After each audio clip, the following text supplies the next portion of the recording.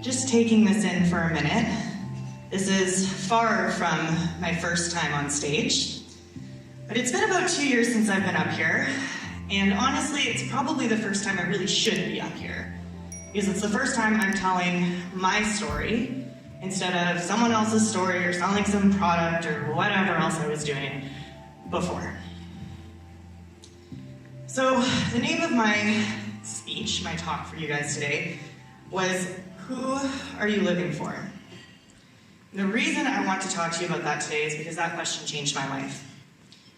It was about 18 months ago that I had heard that question, probably for like the 15th time, but it finally really sunk in.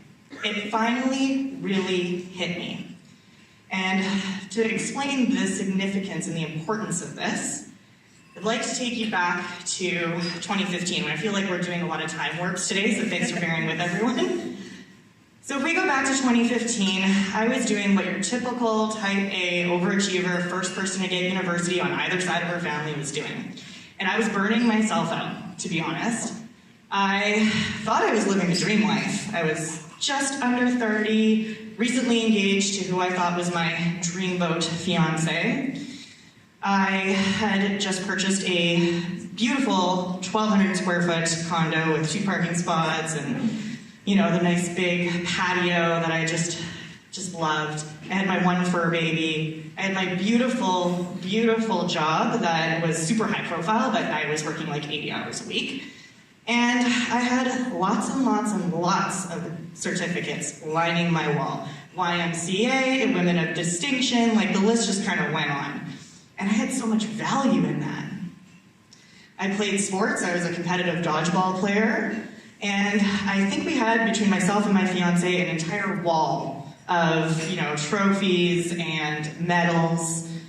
And I was on pretty much every board that ever asked me to participate in. I think I was maybe sleeping 2 hours a night. You know, they say, oh, how did you sleep? The trick is, folks, you don't. You just don't.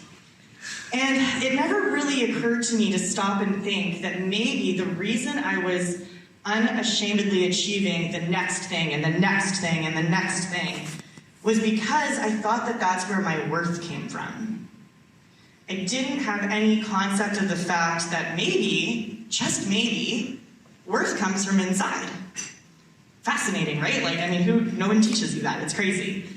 So here I am, doing all the things, keeping myself busy, and I think I'm living the dream life. And there's this weird void in my stomach all the time, and I think it's this emptiness that comes from this lack of value. And I'm convinced that the next thing I earn will be the thing that gets me that value. Has anyone ever felt that? Like, maybe if I just keep achieving more things, then I will achieve more value. Newsflash, doesn't work that way. So this was my first experience of living for literally everybody else that I didn't know.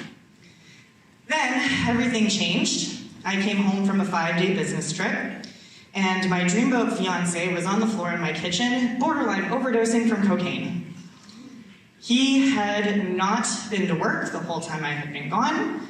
All of the alcohol in the house was gone. He had basically not eaten, not slept, and been smoking and was completely delirious by the time I got home. And in that moment, my entire life shattered before my eyes. You know, when you build a card house, it doesn't take much to just bring the whole thing down. And that should have been my wake-up call, right? Like, you'd think that this is the turning point in the story, and unfortunately it's not. So instead of doing what probably every sane person would do, and being like, okay, this is my breaking point, and like I'm gonna learn and move on. No, this is my opportunity to button down the hatches and prove that this was the life I wanted. I was living for me. And so instead of just now controlling everything else in my life, like everybody else's perceptions of just me, now I'm also controlling the perceptions of him and all of his choices and making sure nobody thinks he's an addict and making sure nobody knows he's in rehab and hasn't been working for 3 months. And I kind of felt like, for those of you that have seen WALL-E, and there's like the robot, when he gets up into the spaceship, he's all dirty, and there's like a little cleaner sweeper robot that's like following him around, cleaning up after his mess. That was me. I was just like trying to keep my shit together and then like sweeping up the mess that an addict tends to leave behind them, right? And it took me 2 years before I finally exploded and just lost my mind. Thankfully, it only took 2 years. I feel like sometimes it can take longer. Just a lot of tiny little breaking points, and I just all of a sudden snapped, canceled our wedding 3 months before the date. Took me like a year to sell the dress. And moved out. And that was when the real work began. What's really interesting is that in that moment of me choosing to completely dismantle my life, instead of having it ripped away from me, I chose to leave. And in that moment, I was listening to a podcast that had mentioned a Tony Robbins quote. And I honestly was just trying to like listen to things to get out of my own head, because what was in my head really, really, really hurt. What was in my heart really, really hurt. And life was just all of a sudden different, and I didn't understand why. And this quote came to me, and I'd heard it 15 times. Who are you living for? And in that moment, guys, I got mad. What kind of question is that? It cut through the pain, and I instantly was furious at the person who made the podcast. It's Tony Robbins, by the way. I don't know who gets mad at Tony Robbins. Apparently I do. That's what pain does sometimes, right? And I was instantly just so angry, like, why? Why would somebody ask that? Obviously I'm living for me. Everybody lives for themselves. Like, how dare you even consider this, even suggest it? And that was just enough emotional anger and frustration to really break the like glass house that I had built around myself. And I started to just realize, oh my gosh, I'm not living for myself. I have no idea how to live for myself. I don't know what I want. I don't know who I am. I have no clue. Every decision I had ever made, every single one, all of a sudden fit together like a jigsaw puzzle. A bunch of puzzle pieces all just like formed together in front of my mind. And I saw how I had lived for other people, but not just other people, what I thought other people wanted from me.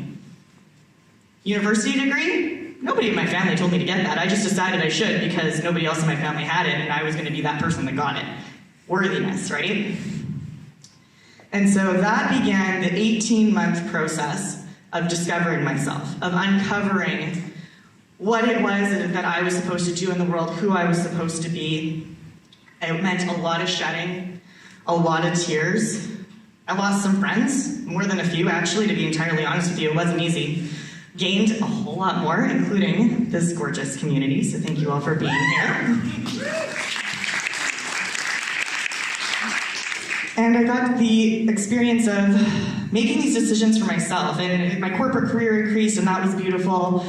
But I got to start some businesses that allow me to give back to the world. We started a retreat, we've started a coaching business, I've started being able to consult with startups who are legitimately changing the world, so I'm really truly giving back, and that is what makes my heart really, really happy. And on top of all of that, the most important thing is that that question started the chain of events reaction that got me on this stage, got me comfortable sharing this story, because it's the first time I've ever shared it, and allowed me to stand in my power and my truth and confidently show up as myself. All because someone asked me and pissed me off when they asked me, who are you living for? Thank you.